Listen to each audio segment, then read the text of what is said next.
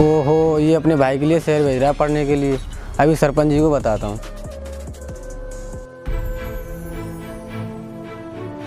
लगता है सरपंच जी के आदमी ने देख लिया। मैंने तो उससे पहला ही मना किया था मत जा शहर पढ़ने के लिए। भैया मुझे पढ़ना है और पढ़ लिख कर इस गांव को सरपंच की गुलामी से आज़ाद करना है। लगता है सरपंच जी के आदमी आ गए, जल्दी भागो।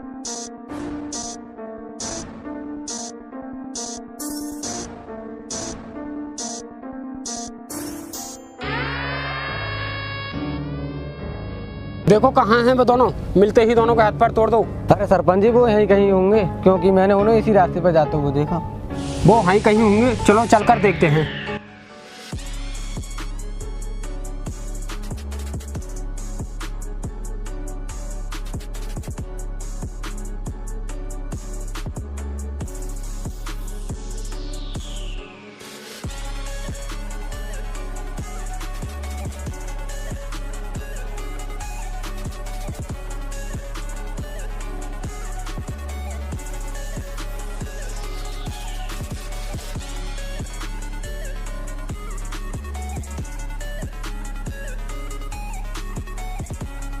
यार मुझे जिस बात का डर था वही हुआ। सरपंच के आदमी चारों तरफ फैले हुए हैं।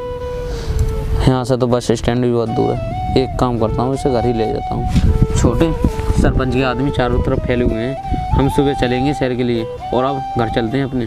ठीक है, पर मुझे जाना जरूर है।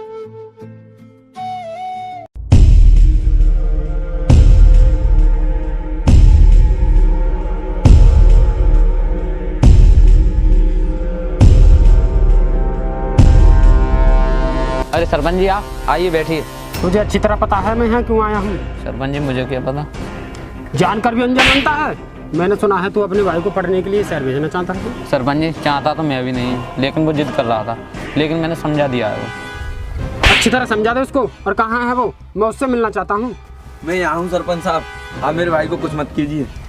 अच्छा, तेरे दिमाग में पढ़ाई का कीड़ा आजकल ज़्यादा चल रहा है। सरपंच साहब पढ़ाई करना क्या गुनाह है? तुम गरीबों को पढ़ाई करना गुनाह है, और पढ़ाई करने की सोची तो इस दुनिया में नहीं रहोगे। हाँ, और मैं तुझे समझा नहीं रहा हूँ, ये मेरी धमकी है।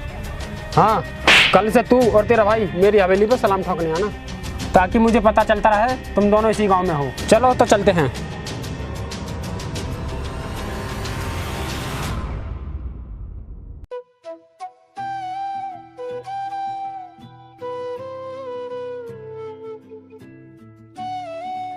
छोटे, ये क्या कर रहा है तू? भैया मैं शहर जाने की तैयारी कर रहा हूँ। छोटे, जानता है सरपंच जी कल हमें धमकी देकर गए हैं, तू शहर पढ़ने मत जा। भैया मैं सरपंच जी के डर से अपनी पढ़ाई नहीं छोड़ सकता। भैया मेरा सपना है मैं पढ़ लिख कर बहुत बड़ा आदमी बनूंगा और इस गांव के हित में काम करूंगा। छोटे, तू ही मेरा इकलौता भाई है और मैं तुझे खोना नहीं चाहता। भैया मुझे कुछ नहीं होगा। और छोटे, सरपंच जी को पता चल गया तो पता चलता है तो चलने दो, मैं जाऊँगा तो जाऊँगा। छोटे, जिद मत कर। भैया आप मुझे पैसे दे दूँ और ज़रूरत पड़ने पे पैसे भिजवाते रहना। मैं बड़ा आदमी बन गया ना तो सरपंच जी कुछ नहीं कर पाएंगे अपना। पैसे तो दे दूंगा छोटे, लेकिन एक बार सोच ले। सोच लिया भैया, मैं जाऊँगा तो जाऊँगा पढ़ाई करने। ठीक है भैया, मैं चलता हूँ। ठीक है छोटे, संभाल कर जाना।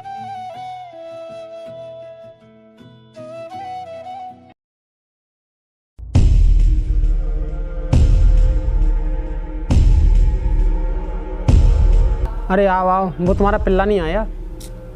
अरे सरपंच जी, उसकी तबीयत ठीक नहीं है। तबीयत ठीक नहीं है कि चकमा देकर निकल गया हमें? सरपंच जी ऐसी बात नहीं है। तू बता इसको। मैंने तेरे भाई को सुबह बस स्टैंड पर जाते हुए देखा, वो क्या झूठ है? हमारे मना करने पर भी तूने अपने भाई को शहर भेज दिया। मैं भी देखता हूँ तेरा भाई शहर में कैसे पढ़ता है। अरे सरपंच जी ऐसा वैसा कुछ मत करना है, मैंने बोला था लेकिन नहीं माना। तेरी नौटंकी का बहाना अब नहीं चलने वाला। साहब उसे माफ कर दो, वो नादान है। ले जाओ उसे यार, इसकी जमीन पर कब्जा कर लो। अपने सभी आदमियों को सूचित कर दो, इसका भाई जहीं के मिले गोली मार दो।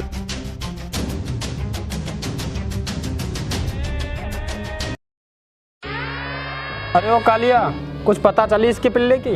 अरे सरपंच जी, अपने आदमियों ने 15 कत्ल किए हैं जो गांव से शहर पढ़ने के लिए गए थे। उसमें इसका भाई भी होगा। अच्छी बात है, कल मुझे पक्की खबर ला के दे। सरपंच जी कल सुबह के लिए आपको शुभ समाचार मिल जाएगा। मेरे भाई ने मुझसे कल ही पैसे डलाए थे, इसका मतलब अभी वो जिंदा है। सोच क्या रहा, तेरा पिल्ला गांव में होता तो जिंदा तो रहता। ठीक कह रहे हो सरपंच जी। चल यहाँ से, अब काम पर लग जा।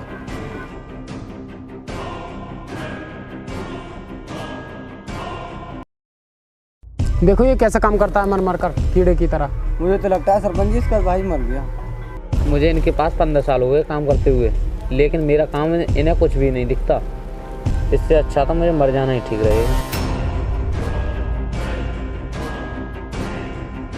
देखो सरपंच जी वो भाग रहा है। देख क्या रहे हो, चलो पकड़ते हैं उसे।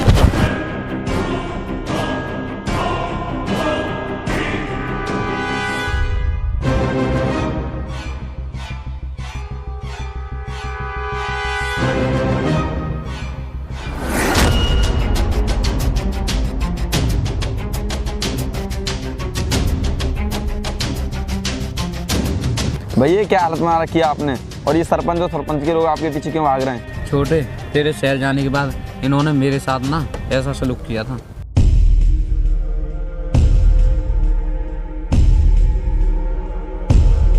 अरे आओ आओ, वो तुम्हारा पिल्ला नहीं आया? अरे सरपंच जी, उसकी तबीयत ठीक नहीं है। तबीयत ठीक नहीं है कि चकमा देकर निकल गया हमें? सरपंच जी ऐसी बात नहीं है। तू बता इसको। मैंने तेरे भाई को सुबह बस स्टैंड पर जाते हुए देखा, वो क्या झूठ है? हमारे मना करने पर भी तूने अपनी भाई को शहर भेज दिया। मैं भी देखता हूँ तेरा भाई शहर में कैसे पड़ता है। अरे सरपंच जी ऐसा वैसा कुछ मत करना, मैंने बोला था लेकिन नहीं माना। तेरी इस नौटंकी का बहाना अब नहीं चलने वाला। साहब उसे माफ कर दो, वो नादान है। ले जाओ से यार, इसकी जमीन पर कब्जा कर लो। अपने सभी आदमियों को सूचित कर दो, इसका भाई जहीं कहीं मिले गोली मार दो।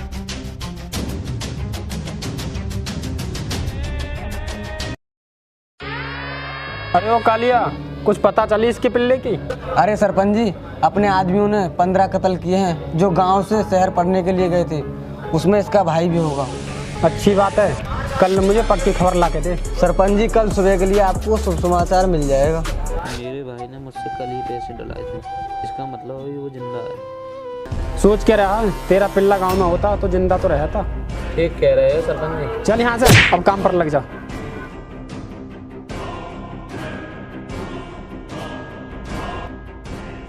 देखो ये कैसा काम करता है मर मर कर कीड़े की तरह। मुझे तो लगता है सरपंच जी इसका भाई मर गया।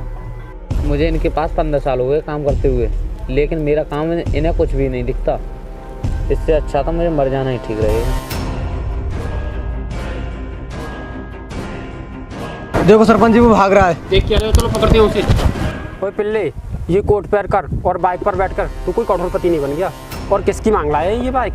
तुमने क्या कहा था, ये कोट कहाँ से मांग के लाया हूँ? ये कोट और ये बाइक आज मेरी लगन की वजह से है। और हाँ, मैं एक MBBS डॉक्टर बन चुका हूँ। अरे तू तो मर चुका था ना। वहीं पर मेरे हमशक्ल था और आपके लोगों ने उसी मार दिया। उसने सोचा कि मैं मर चुका हूँ। अरे बेटे मुझे माफ़ कर दो, मैंने तेरे और तेरे भाई के साथ बहुत अत्याचार किया था।